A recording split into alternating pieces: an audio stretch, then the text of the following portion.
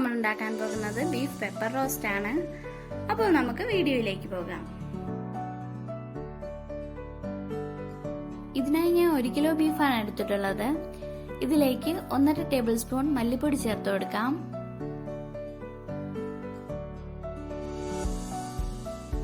1 table spoon മുളക് പൊടി, 1/2 teaspoon മഞ്ഞൾപ്പൊടി, 1 ടേബിൾ സ്പൂൺ ഗരമസാല. ഇനി ഇതിലേക്ക് തരിയായിട്ട് പൊടിച്ചു വെച്ച കുരുമുളക് ചേർത്ത് കൊടുക്കാം. ഇഞ്ചിയും വെളുത്തുള്ളിയും കൂടി ചതച്ചത് ചേർത്ത് കൊടുക്കാം.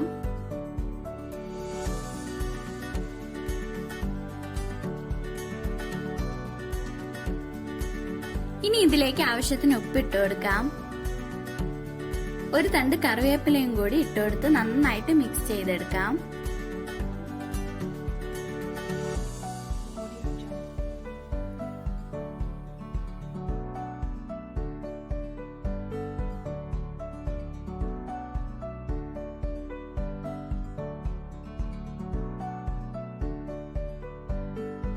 ഇതുപോലെ നന്നായിട്ട് മിക്സ് ചെയ്തെടുക്കാം.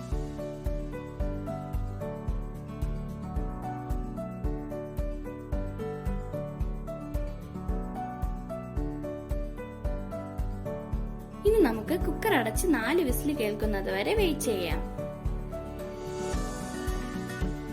ഇപ്പോൾ ഇത് നന്നായി തണുത്തിട്ടുണ്ട്. ഇനി നമുക്കിത് ഓപ്പൺ ചെയ്ത് നോക്കാം.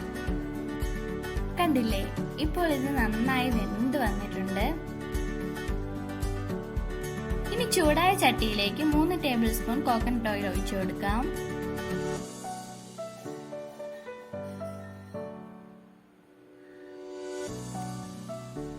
അതിലേക്ക് 1 ടീസ്പൂൺ കടുക് ഇട്ട് കൊടുക്കാം.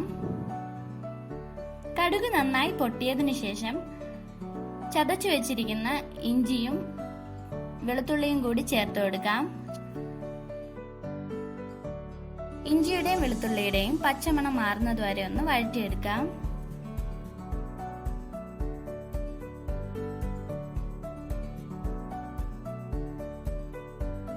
ഇപ്പോൾ ഇത് നന്നായി മൂത്ത് വന്നിട്ടുണ്ട്. ഇനി ഇതിലേക്ക് 20 ചുവന്നുള്ളി ചെറുതായി അരിഞ്ഞത് ചേർത്ത് കൊടുക്കാം. ചുവന്നുള്ളിയുടെ അളവ് ഇച്ചിരി കൂടിപ്പോയാലും സാരമില്ല, നല്ല ടേസ്റ്റ് ആയിരിക്കും. ചുവന്നുള്ളി നല്ല ഗോൾഡൻ കളർ ആകുന്നത് വരെ വഴറ്റി കൊടുക്കാം.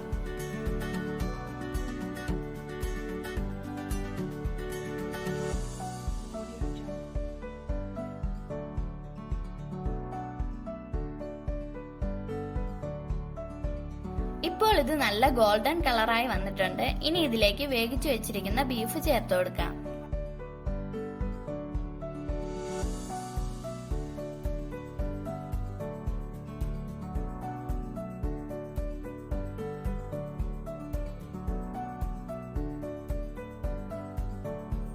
ഇനി ഇതിലേക്ക് 1 ടേബിൾ സ്പൂൺ ഗരമസാല ഇട്ട് കൊടുക്കാം. തരിയായി പൊടിച്ച കുരുമുളക് 1 ടേബിൾ സ്പൂൺ കൂടി ഇട്ട് കൊടുക്കാം. 1 ടേബിൾ സ്പൂൺ ലെമൺ ജ്യൂസ് കൂടി ചേർത്ത് കൊടുക്കാം. ഇനി ഇത് അടച്ചു വെച്ച് വെള്ളം ഒന്ന് വറ്റിച്ചെടുക്കാം.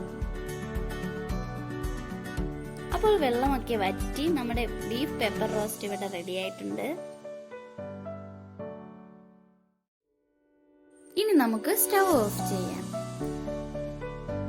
അപ്പോൾ എല്ലാവരും ഈ റെസിപ്പി ഒന്ന് ട്രൈ ചെയ്ത് നോക്കാം. ഞങ്ങളുടെ വീഡിയോ ഇഷ്ടപ്പെട്ടിട്ടുണ്ടെങ്കിൽ ലൈക്ക് ചെയ്യുക, ഷെയർ ചെയ്യുക, സബ്സ്ക്രൈബ് ചെയ്യുക. അടുത്തുള്ള ബെല്ലൈക്കൺ എനേബിൾ ചെയ്യുക.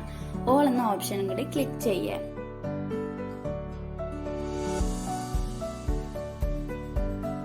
അപ്പോൾ അടുത്ത വീഡിയോ ആയിട്ട് വരുന്നവരേക്കും ബൈ ബൈ.